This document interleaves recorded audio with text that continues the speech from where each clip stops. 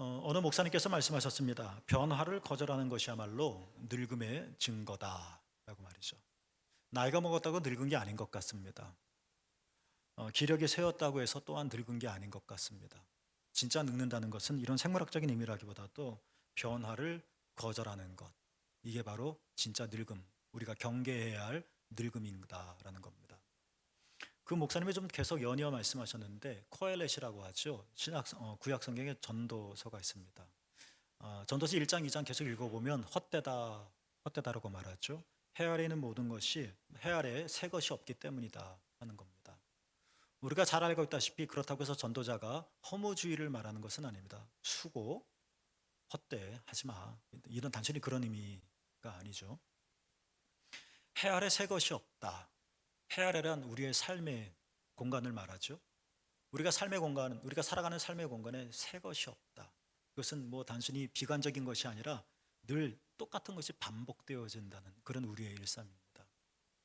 이렇게 해 아래 새 것이 없다는 똑같은 것이 일상이 반복되는 그러니까 해 아래 새 것이 없다 하는 이 전도자의 진짜 말하고자 하는 내용은 뭐냐면 이러한 우리의 익숙한 그래서 습관이 되어져 버린 그런 현실에 우리가 사로잡히지 말아라 하는 겁니다.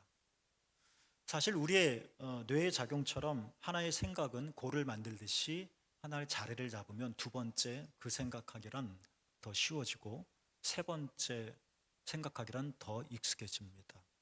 이러한 우리의 반복되는 해 아래에서의 새 것이 없는 우리의 생각과 우리의 행동에서 벗어날 줄 아는 것, 다르게 생각할 줄 아는 것, 다르게 살아가려고 우리가 힘을 쓰는 것, 이게 변화를 받아들이는 것이고 이러한 사람의 말로 나이와 상관없이 젊은 사람이다라는 것입니다. 신학자 제임스 스미스라고 하는 사람이 있습니다. 이 사람이 말하기를 하나님에게는 세 가지 존귀한 본성이 있다라고 말합니다. 아름다움이고 선함이고 진실함입니다. 하나님의 본성을 이분은 이렇게 나름대로 풀어간 겁니다.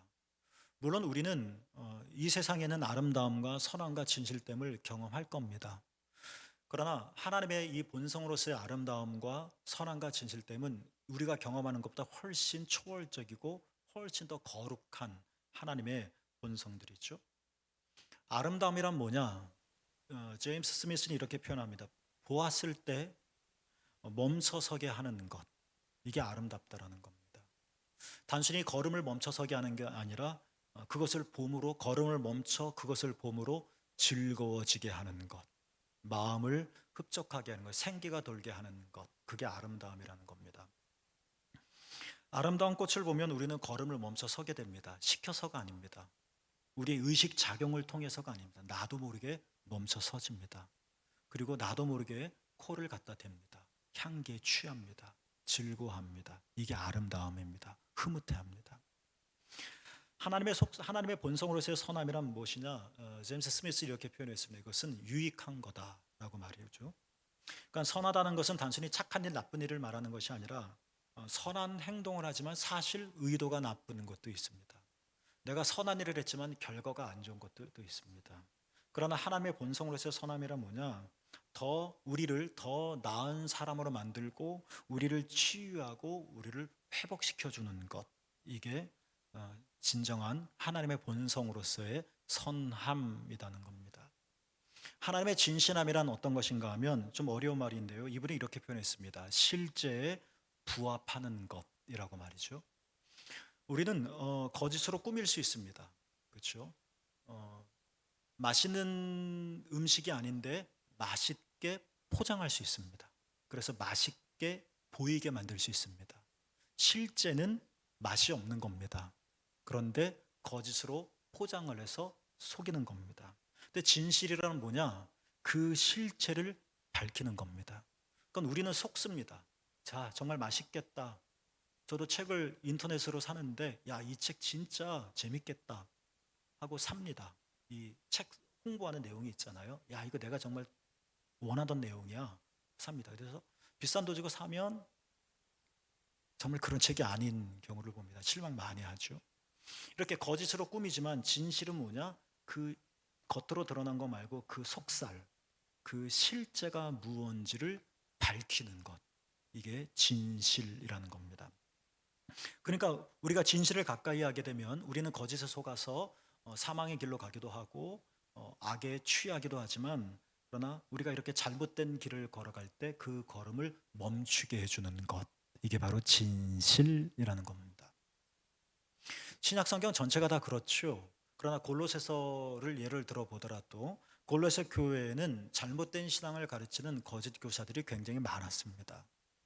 그래서 예수 그리스도에 대한 부분적인 이해, 또 예수 그리스도에 대한 잘못된 이해, 그러나 이것이 진짜 예수님이다, 신앙이다라고 잘못 인도해주는 거짓 교사들 말이죠. 그래서 갈라디아서에 보면은 바울이 다른 복음이라는 말을 쓰거든요, 개역 성경에. 진짜 복음 말고 다른 복음이 있다는 겁니다. 이게 다 거짓 교사들이 뿌려놓은 거죠. 그래서 이러한 골로새 교회의 영적인 오염과 위험의 속에서 바울이 아니다, 너희가 예수님이 이렇다라고 가르치고 이렇다라고 배우는데 그거 다른 복음이다, 그거 거짓된 것이다, 예수님이 진짜 어떤 분이신 줄 아셔? 하면서 골로새서 1장에 예수님이 어떤 분인지에 대해서 얘기하는데 그 첫 내용이 골로새 1장 15절에 나오는 건데 뭐라고요? 같이 읽어보겠습니다. 시작. 그는 보이지 아니하는 하나님의 형상이시다. 그는 예수님을 가리키는 겁니다. 예수님은 하나님, 보이지 않는 하나님의 뭐라고요? 형상이라는 겁니다. 그러니까 하나님에게는 제임스 스미스의 말에 의하면 아름다움과, 그러니까 초월적이고 거룩한 아름다움과 선함과 진실함이라고 하는 본성이 있는데, 예수님도 하나님의 형상이기 때문에 예수님에게도 아름다움과 선함과 진실이라고 하는 본성이 있다는 겁니다. 여러분, 예수님은 참으로 아름다운 분이십니다. 우리는 십자가에 달리신 예수님을 상상합니다. 채찍에 맞으셔서 피투성이가 된 예수님의 모습을 떠올립니다. 골고다 언덕에 십자가를 지고 꾸부정한 예수님의 모습을 우리는 떠올립니다. 내가 목마르다 하고 부르짖으며 죽어가신 예수님의 음성을 우리는 기억을 합니다. 하나님의 아들이었으나 동등됨을 취하지 아니하시고 인간이 되시고 종이 되기까지 자기를 낮추셨고 고난을 받으시고 피 흘리시며 십자가에 죽기까지 순종하신 예수님을 떠올립니다. 그리고 우리는 그 예수님을 보고 애처로워합니다.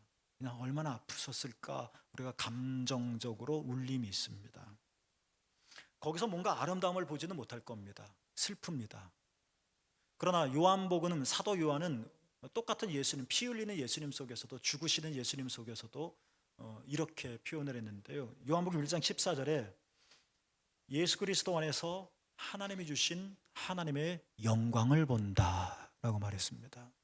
단순히 애처롭고 안쓰러운 그런 고난과 죽음이 아니라 거기에 말로 표현할 수 없는 하나님의 엄청난 영광스러움이 있다는 겁니다. 뭔가 번쩍이게 하고 뭔가 걸음을 멈추게 하는, 예수님의 죽음 속에서 내가 삶의 걸음을 계속 살아왔는데 그 걸음을 딱 멈추게 하는 이 아름다움이 있다는 겁니다. 그리고 멈춰서서 결국은 아무것도 아니네 하고 휙 지나쳐가는 것이 아니라 꽃향기를 맡듯이 예수님의 이 영광스러운 모습 속에서, 십자가와 부활의 모습 속에서 우리의 인생의 걸음을 멈추고 그 삶의 향기를 맡게 하는 영광, 예수님의 아름다움이 있다는 겁니다. 여러분, 예수님은 선하신 분이십니다. 선하다는 것은 유익하다고 했습니다. 예수님은 평생 두루 다니시면서 선한 일을 행하셨습니다. 아픈 자를 지나치지 않으셨습니다. 고쳐주셨습니다. 마음이 상한 자를 외면하지 않으셨습니다. 껴안아 주셨습니다. 마귀에게 억눌린 사람들을 예수님께서는 고쳐주셨습니다. 베드로의 설교 내용입니다. 무엇보다도 사도 요한은 요한복음 10장 14절에서 말씀하셨습니다. 예수님은 목자다. 근데 어떤 목자입니까? 예수님은 선한 목자다. 여러분, 예수님은 선하십니다. 우리에게 유익이 되는 겁니다. 예수님을 우리가 진정으로 믿는다면 예수님은 선하시기 때문에 그것은 분명히 우리 영혼을 살리고 우리를 회복시키시고 우리를 온전케 하십니다. 예수님은 선하십니다. 여러분, 예수님은 참으로 진실하십니다. 예수님에게는 거짓이 없습니다. 사람들은 꾸밉니다. 사람들은 위선을 떱니다. 아닌 척합니다. 예수님은 그러나 꾸미지 않습니다. 예수님은 그냥 다 보여주십니다. 그러나 바리새인들이 깜짝 놀랐었던 것처럼 예수님의 이 가르침의 권위가 이야, 얼마나 놀라운가 감탄했었던 것처럼 예수 믿기는 평범한 것 같으나 거기엔 진실이 있기 때문에 힘이 있습니다. 요한복음 14장 6절에서 우리가 잘 아는 말씀이 나오죠. 주님께서 도마에게 하신 말씀입니다. 내가 곧 길이요 진리요 생명이다. 나를 거치지 않고서는 아무도 아버지께로 갈 사람이 없다. 여러분, 우리는 하나님의 세 가지 아름다운 본성이 있다고 말을 했습니다. 아름다움과 선함과 진실한 말입니다. 이것은 단순히 미학이 아닙니다. 이것은 생명입니다. 이것은 영광인 것입니다. 그런데 예수님도 하나님의 형상이시기 때문에 예수님의 모든 삶과 또 예수님의 본성 안에도 이런 아름다움과 선함과 진실함이 있다는 말씀을 드렸습니다. 좀 다른 얘기를 해서,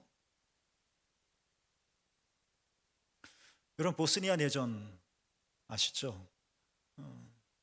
20세기에 나치 정권이 무너진 이후 지구상의 유럽에서 일어난 최악의 잔인하고 수치스러운 전쟁이라 일컬어지는 보스니아 내전 말입니다. 유고슬라비아 공산 정권이 해체된 이후에 여러 나라로 나눠졌습니다. 세르비아, 보스니아,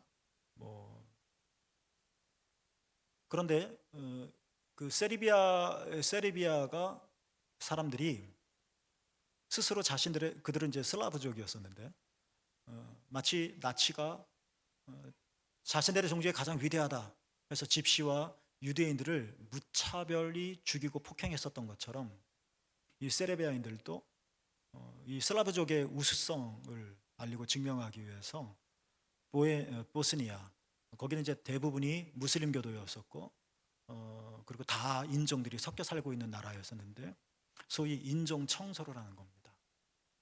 완전히 죽였죠. 처참하게. 약 10만 명 이상의 사람이 죽었다고 합니다.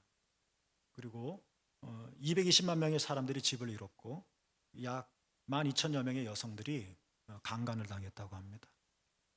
끔찍한 내전입니다. 전쟁이죠.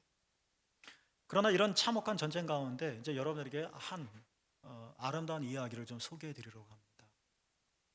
호성이 들리고 총알이 빗발치는 그곳에서 서로 죽이고 살아야 몸부림치는 이러한 전쟁 속에서 너무나도 아름다운 이야기가 있다는 겁니다.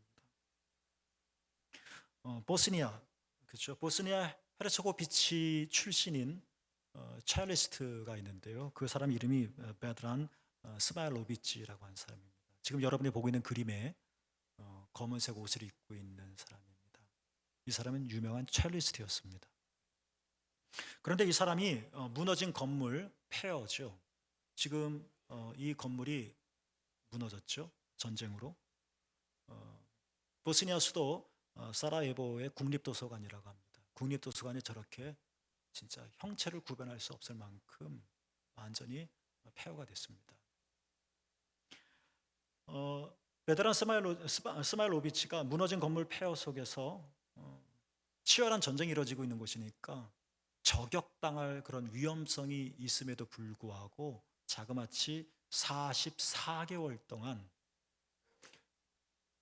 첼로를 연주한 겁니다. 이게 굉장히 유명한 사진인데요. 정장을 했죠. 까만색 옷을 입었죠. 얼마나 진심인지를 알 수 있겠죠. 한 번 하고 끝나는 게 아니라 계속 한 겁니다. 그냥 음악가로서 좀 위로해 주려고 하는 정도의 차원이 아니라 자신의 생명을 내놓고 하는 겁니다. 오래된 전쟁으로 이제 굶주렸습니다. 그래서 먹을 것이 없었는데 빵을 나눠주겠다라는 소리를 듣고 집 구석구석에 숨어있던 사람들이 빵을 얻기 위해서 다 나왔는데 다 죽인 겁니다.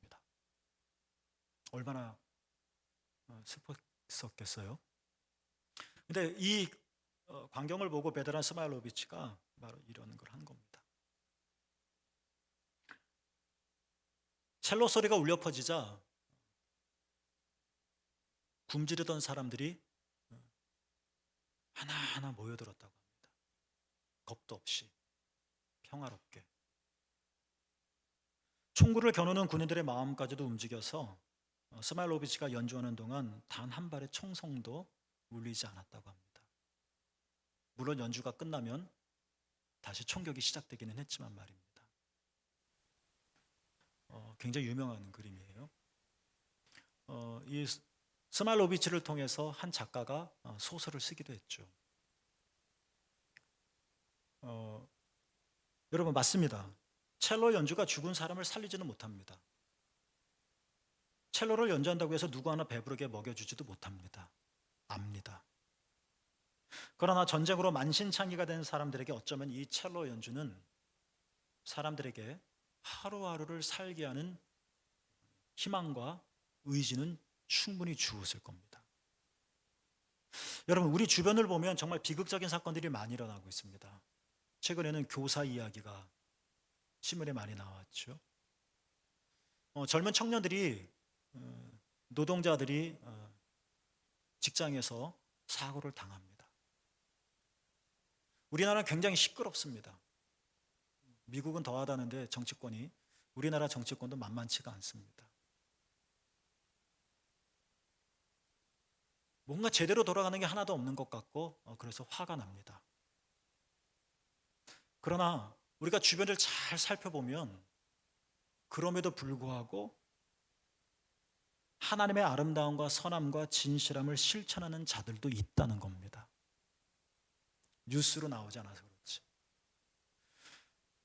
저희 신학교 선생님이 고린도전서를 쓰면서 제목을 시궁창에서 핀 꽃이라는 제목을 붙인 적이 있었습니다. 시궁창에서는 꽃이 피지 않습니다. 그런데 거기서도 꽃을 피는 겁니다.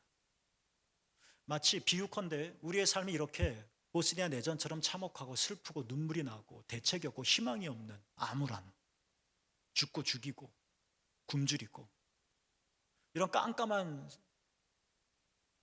세상에 살고 있지만 그래도 누군가 첼로의 소리를 켜는 사람이 있다는 겁니다.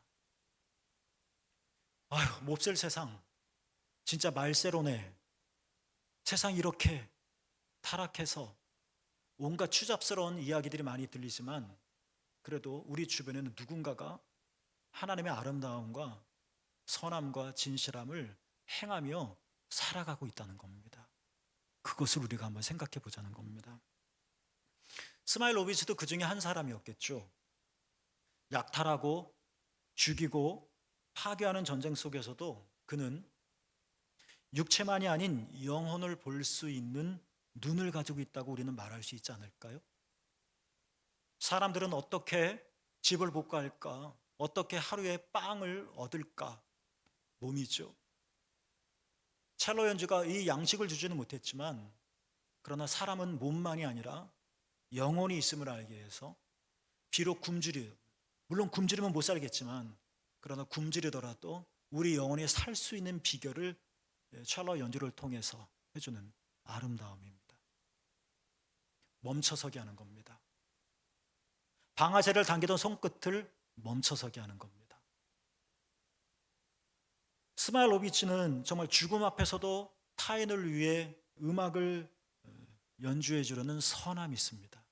절망적인 상황 속에서 자식을 잃고 부모를 잃는 상황 속에서도 내 자식, 내 부모가 아니었었지만 그래도 그에게 뭔가 선함을 주기, 뭔가 유익한 걸 주기 위해서 뭔가 좀 회복할 수 있는 힘이 된다면 그래서 자신의 목숨을 총알에 잃을 수도 있는 위험 속에서도 선한 일을 한 겁니다. 선함이 있었다는 겁니다.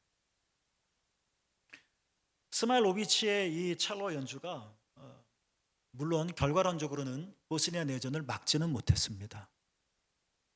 그러나 전쟁에 반대한다는 진실, 용기 있는 진실을 보여준 것은 분명히 맞습니다.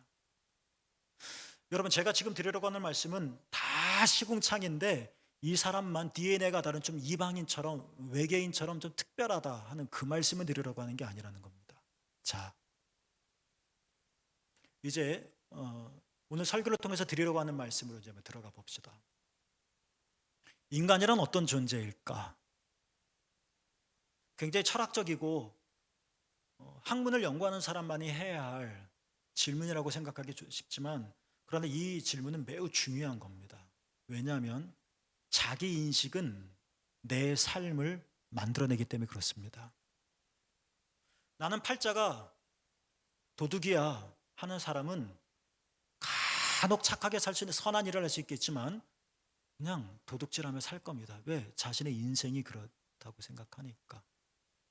그러니까 내가 누구인지 한 개인만이 아니라 보편 개념으로서의 인간이 어떤 존재인지를 우리가 잘 이해할 때, 특히 성경이 어떻게 말하고 있는지, 이건 신앙이니까, 고백이니까 우리가 이것들을 잘 이해할 때 삶이 달라집니다. 흑백 중에 흑은 없어진다는 이야기가 아니라 여전히 흑백은 공존하겠지만 그러나 강조점이 달라지기 때문에 삶이 달라질 수 있다는 겁니다. 인간이란 어떤 존재인가? 인간이란 진짜 악한 건가? 아니면 인간이란 선한 존재인가? 이건 굉장히 어려운 문제입니다. 혼재한다라고 말할 수도 있을 겁니다. 이 부분에 대해서 성경이 어떻게 말하고 있는지를 오늘 좀 말씀드리려고 하는 겁니다. 이제 진짜 본론으로 들어가는 겁니다. 오늘 본문인데요, 앞부분이에요. 한번 다시 같이 한번 읽어보겠습니다. 함께 읽겠습니다. 시작. 하나님이 이르시되 우리의 형상을 따라 우리의 모양대로 우리가 사람을 만들고. 우리가 잘 알고 있는 말씀은 창세기 1장 27절일 겁니다. 그렇죠? 그러나 26절과 27절의 표현의 차이가 있습니다. 27절에는 없지만 26절에는 단어가 있습니다. 하나님이 사람을 창조하셨는데, 만드셨는데 어떻게 만드셨습니까? 첫째는 뭡니까? 우리의 형상을 따라. 26절에 두 번째는 뭡니까? 우리의 모양대로. 27절에는 우리의 형상만 나올 겁니다. 모양이 없습니다. 근데 26절을 읽어보니까, 우리가 잘 읽지 않았던 26절을 보니까 하나님 우리를 창조하셨을 때 우리의 형상대로, 우리의 형상을 따라 우리의 모양대로, 우리는 하나님을 가리키는 거죠. 우리의 모양대로 사람을 만드셨다는 사실을 압니다. 하나님의 형상은 무엇이고 하나님의 모양은 뭘까? 요거를 지금 말씀드리려고 하는 겁니다. 이건 굉장히 중요한 건데요. 4세기 이후, 그러니까 기원전 300년 되죠. 유명한 신학자인 성 어거스틴, 아우구스티누스라고 하는 성 어거스틴 이후로, 그리고 그분을 비판하려고 하는 것은 아니고 그분은 워낙 위대한 분이시니까, 정말 신학계의 신앙의 거장이시니까, 또 영성으로도 뛰어난 분이시니까 그분을 비판하려고 하는 것은 아니고, 어거스틴 이후로 교회에서 26절에 대한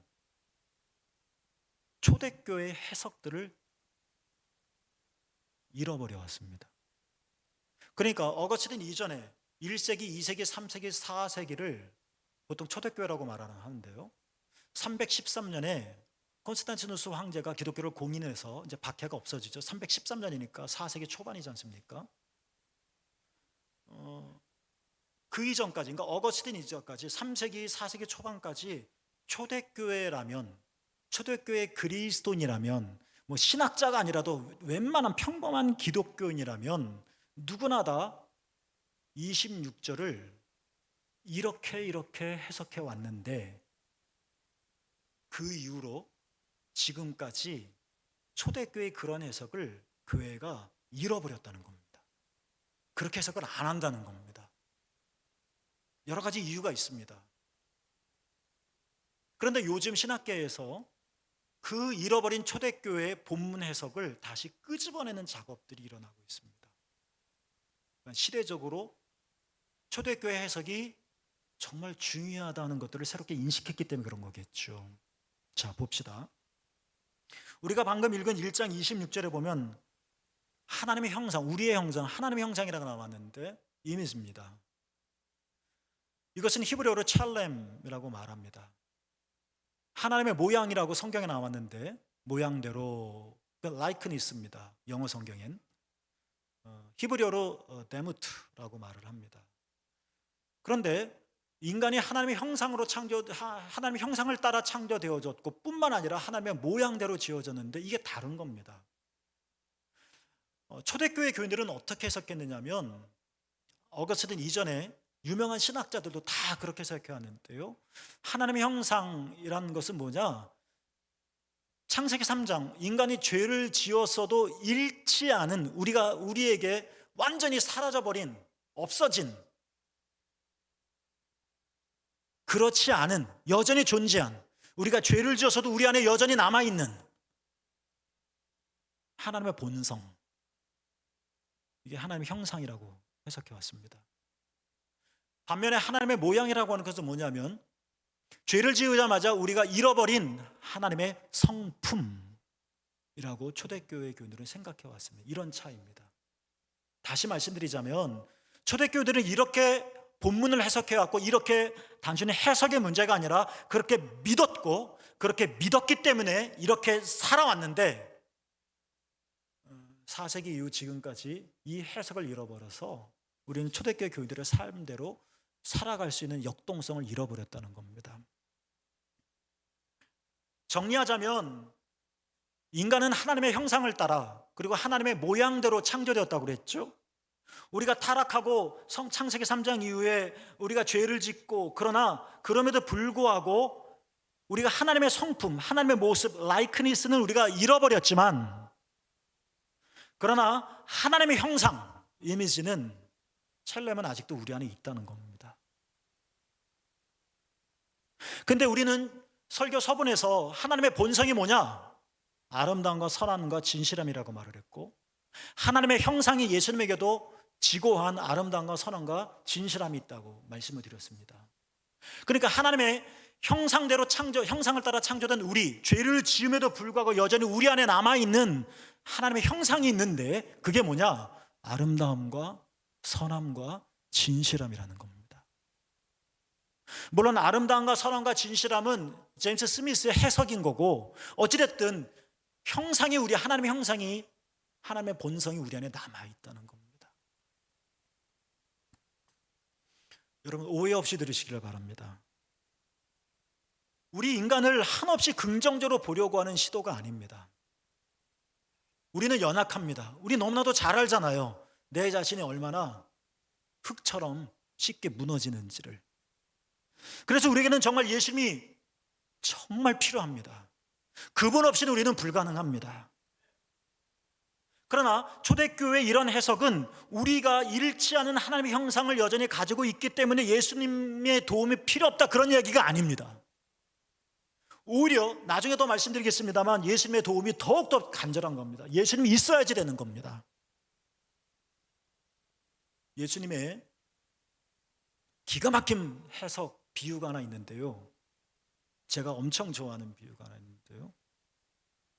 밭에 감추인 보아가 있습니다. 그렇죠?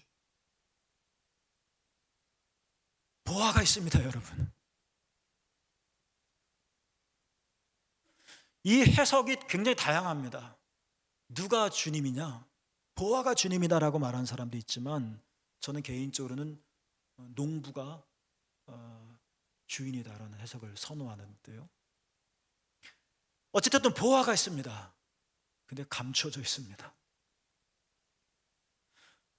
물론 우리는 보아를 발견하지 못하면 보아 없이 사는 사람과 뭐 별반 다를 게 뭐가 있냐라고 말하겠지만 그러나 보아가 감춰져 있습니다. 없는 게 아니라는 겁니다. 보아가 없는 게 아닙니다. 있습니다. 근데 감춰져 있습니다. 그러니까 우리는 이런 인식이 굉장히 중요하다는 겁니다.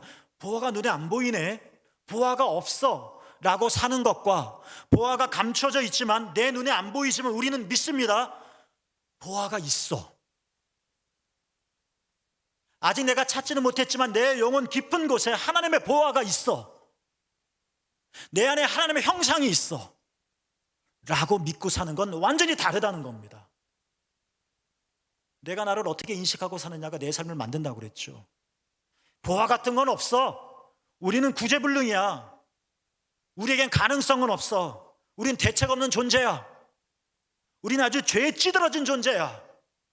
라고 사는 것과, 물론 우리는 넘어지고 우린 연약하고 우린 또 쓰러지지만, 그러나 우리 안에 보화가 있고 감춰져 있을 뿐이지, 아직 보화를 발견하지 못해서 배고프고 전쟁을 일으키고 포성이 들리고 먹을 것을 긁을 찾아다니고 우리가 이렇게 살지만, 그러나 내 안에 보화가 있어 라는 사실을 믿고 사는 것은 여러분 다른 겁니다. 이해하시겠죠? 바로 그겁니다. 초대교회 교인들은 잿더미 속에서도 그렇게 믿었기 때문에 내 안에 하나님의 형상이 있다. 내가 아직 여전히 죄인이라서 예수 그리스도가 필요하고, 내가 하나님의 성품을 따르지 못하지만 그러나 이 죄로도 사라지지 않은, 없어지지 않은 하나님의 본성이 내 안에 있다. 감춰져 있을 뿐이다. 그러나 내 안에 있다. 이 잿더미 같은 세상 속에서도 예수 때문에 죽고, 예수 때문에 끌려가고, 예수 때문에 성공도 못하고, 예수 때문에 만신창이가 되고, 예수 때문에 불쌍하게 살아야 되는 이런 어두운 세상 속에서도 실망하지 않고 내 안에 보화가 있다. 내 안에 하나님의 형상이 있다. 내 안에 아름다움과 선함과 진실함이 있다. 진짜 그것들을 그렇게 믿기 때문에 그렇게 뿜어내고 살았던 겁니다. 보통 교회가 부흥한 이유가, 역사적으로 발전한 이유가 로마가 기독교를 받아들였기 때문이라고 말을 합니다. 일면 맞는 말입니다. 말씀드렸듯이 콘스탄티누스 황제가 기독교인이 됐으니 얼마나 많은 고관 대작이 교회를 나갔겠습니까? 박해가 사라졌으니 이제 지하에 있는 교회가 지상으로 나왔겠죠. 지하 카타콤에서 많이 모인다 할때 얼마나 모이겠습니까? 그러나 지상으로 나니까 이 수백 명, 수천 명, 수만 명이 되는 이 사람들 모일 수 있는 공간이 없는 겁니다. 그러니까 로마의 공연장이나 그런 공적 기관을 사용하는 겁니다. 그러나 저는 생각을 좀 달리하는 게, 로마가 기독교를 받아들였기 때문에 초대교회가 발전한 게 아니라,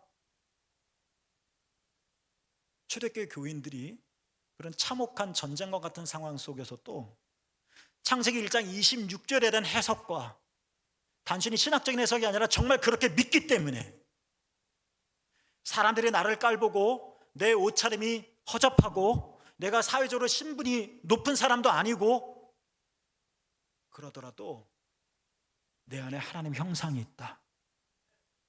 근데 이 하나님 형상은 제임스 스미스의 신학처럼 아름다움과 선함과 진실함이기 때문에 이것들을 내가 발견하고 그리스도 예수를 통하여 이 하나님 형상을 발견하고 있으니까 이 형상을 뿜어내는 삶.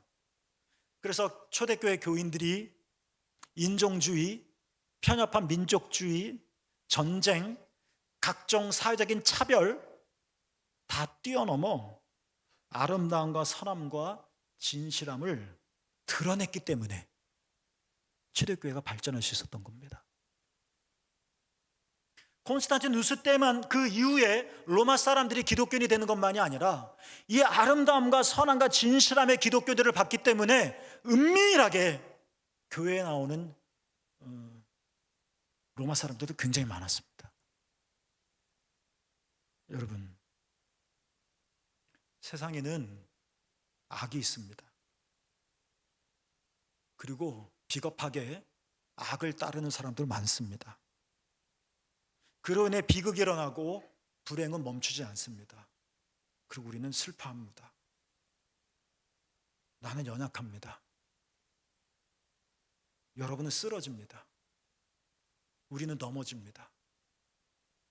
이런 나를 보며 우리는 불쌍하게 여길 겁니다. 이런 나에게 무슨 소망이 있겠나? 맞습니다. 그래서 주님이 필요합니다. 그러나 우리가 나에 대한 생각을 오늘 본문 말씀을 통해 새롭게 하자는 겁니다. 나는 안 돼. 나는 대책이 없어. 나는 죽었다 깨달아도 안 돼. 가 아니라 우리 안에 하나님의 아름다움과 선함과 진실함이 있다는 겁니다. 다른 사람들이 다 전쟁을 하고 사람을 죽이는 그 상황 속에서도 첼로 연주를 하는 사람이 있듯이 세상이 거꾸로 가는 것 같고 온통 암흑 속이라도 우리는 이 아름다운 첼로 소리를 연주할 수 있다는 겁니다. 우리 안에 하나님의 형상이 있기 때문에 그 끌림을 갖자는 겁니다. 이미 우리 안에는 하나님의 본성,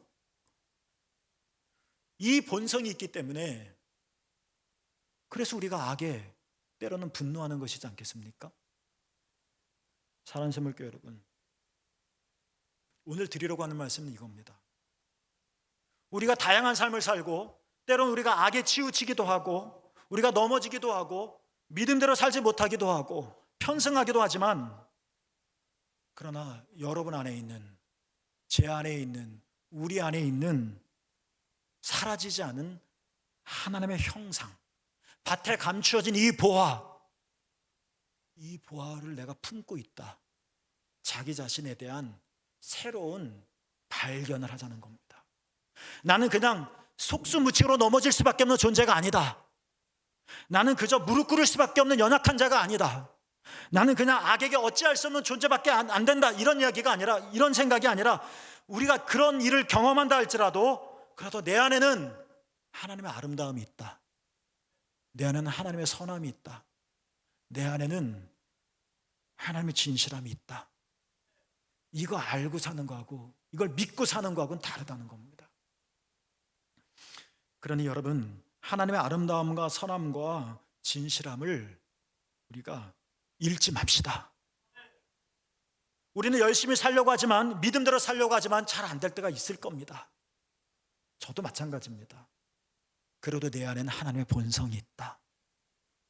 우리 안에는 이 하나님의 아름다움과 선함과 진실함을 불러일으키자. 오래전 바울이 디모데에게 안수할 때, 내가 너에게 처음 안수할 때 내 안에 줬던 이 은사를 내가 지금 다시 불릴 듯 일으키게 하고자 합니다. 이 말씀처럼 오늘 그리스도 예수를 바라볼 때, 이 정말 고귀하고 아름답고 거룩한 예수 그리스도의 아름다움과 선함과 진실함을 바라볼 때 우리 안에도 이러한 귀한 하나님의 본성이 있음을 깨닫고 다시 일으키자는 겁니다. 그리고 이에 맞게 살아보자는 겁니다. 비유컨대 우리가 스마일 로비츠처럼 살 수는 없어도 내 삶에 첼로는 켤 수 있지 않겠습니까? 우리가 하나님의 자녀니까, 우리 안에 하나님의 형상이 남아있으니까.